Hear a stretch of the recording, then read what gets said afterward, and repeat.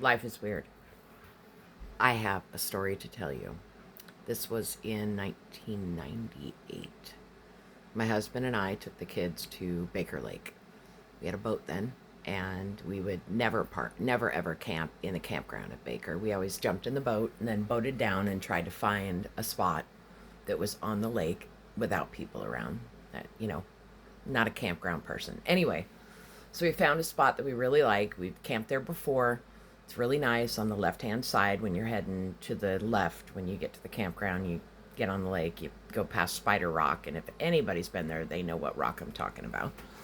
Anyway, so we get there, and this time we brought our dog with us, Shawnee, and she was probably a year old at the time, full-bred Rottie. And so anyways, we get there, we set up a run for her so she can have the complete run of the camp and, on a run so she's not taken off. And my husband decided that, we had been there long enough and that, she wants to go sniff around. So we let her off the run. She disappeared. And we went everywhere. He took off in the boat. He went back to the campground, and then he got in the truck and he drove up 25 Mile Creek, and he looked everywhere for her. We were calling and just frantic, absolute frantic. And, there's nothing that you can do about it when your dog won't come. We'll skip the fighting and yelling that happened due to that, because blame must be placed, I guess. So anyways, so that night we go to bed, and we had a big tent. And of course the kids, they sleep farthest, away from the door. And I was parked closest to the door. I believe he might have been there. Anyways, seems like he was to my left, not to my right, the door. So something wakes me up in the middle of the night, and I reach up. I'm in my sleeping bag, and I reach up and I touch fur. And then my brain goes, fur in the tent. And so I shoot up because I'm like, what the fuck? It's Shawnee. And now I want you to understand something. This is a tent. It has a zipper. It has several zippers, as a matter of fact. And not only was she in the tent, but the tent was closed and zipped, and she was on her run.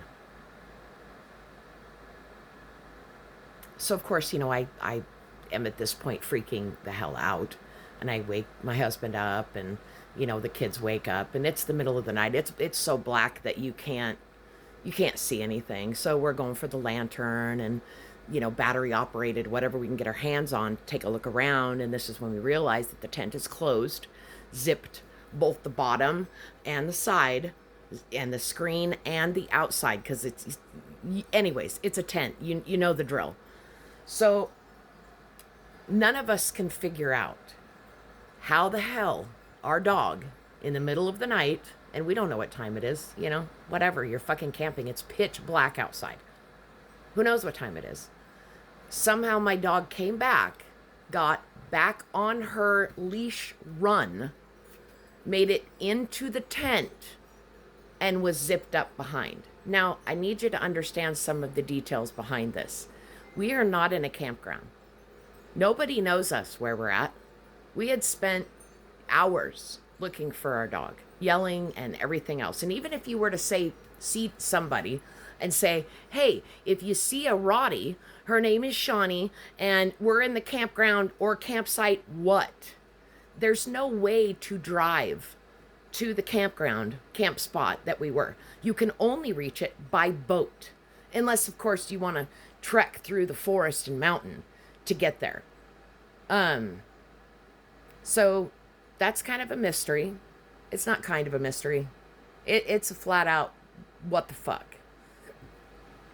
We're thankful. I mean, obviously we got our dog back, and whoever did it, if you're watching this, let me know, because I would like to know who did that.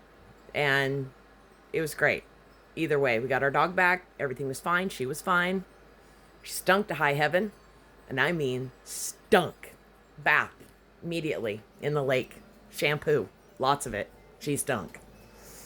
So, anyways, I just want to share that with you guys. Love you.